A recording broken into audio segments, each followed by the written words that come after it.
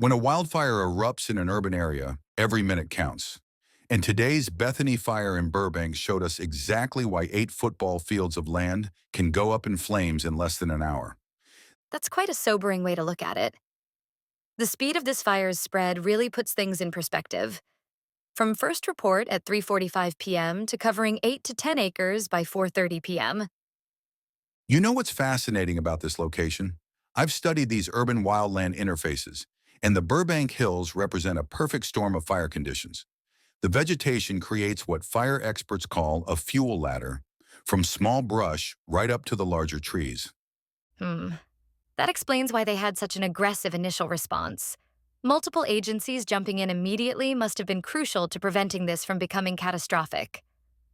Well, that's exactly right. And here's something most people don't realize. In situations like this, firefighters aren't just battling the flames.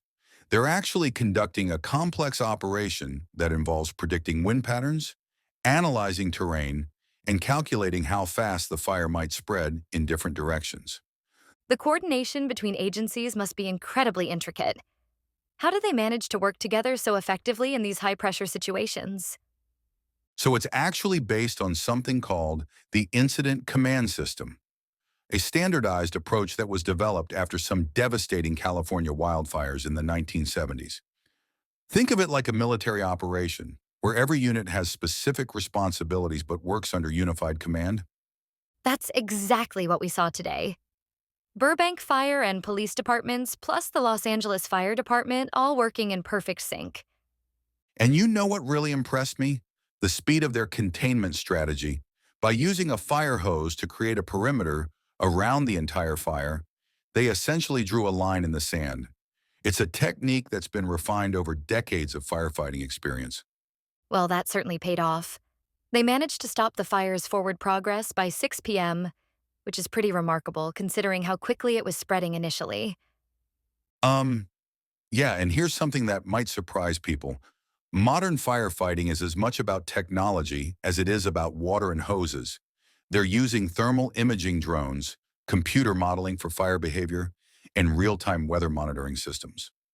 Oh, wow. So it's almost like they're fighting fire with data as much as with water. Exactly. And speaking of data, studies show that fires in urban wildland interface zones like this are becoming more frequent. In fact, these areas have seen a 300% increase in fire incidents over the past 2 decades. The evacuation center set up at McCambridge Recreation Center really shows how emergency response has evolved too. It's not just about getting people out anymore. Right. These centers are now equipped with everything from medical personnel to pet accommodation facilities. And get this, research shows that communities with well-established evacuation centers see a 40% higher survival rate during natural disasters. You know, that makes me think about the long term impact on these communities.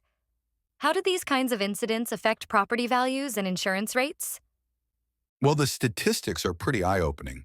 Properties in high-risk fire zones typically see insurance premium increases of 50 to 200% after major fire incidents. But here's the interesting part.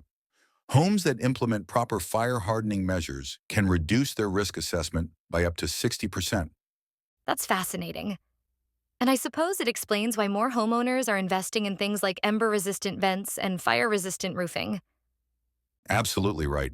And here's another surprising fact. Studies show that homes with proper defensible space are up to 80% more likely to survive a wildfire. That's why fire departments are increasingly focusing on prevention and preparation. The ongoing monitoring for flare ups seems crucial too. How long do crews typically maintain that kind of surveillance? So the standard protocol now calls for a minimum 72-hour monitoring period, even after the fire appears to be out. Statistics show that about 30% of wildfires have some form of reignition within the first 48 hours, if not properly monitored. Well, that really drives home the point about how complex these operations are. And you know what? That complexity is exactly why community preparation is so crucial. Studies indicate that communities with established emergency response plans are 3 times more likely to avoid casualties during wildfire events. So, the key takeaway here seems to be that modern fire management is really about preparation and prevention as much as response. That's right. And as we continue to see climate patterns change and urban development push into wildland areas, these lessons from the Bethany fire become even more critical for communities everywhere.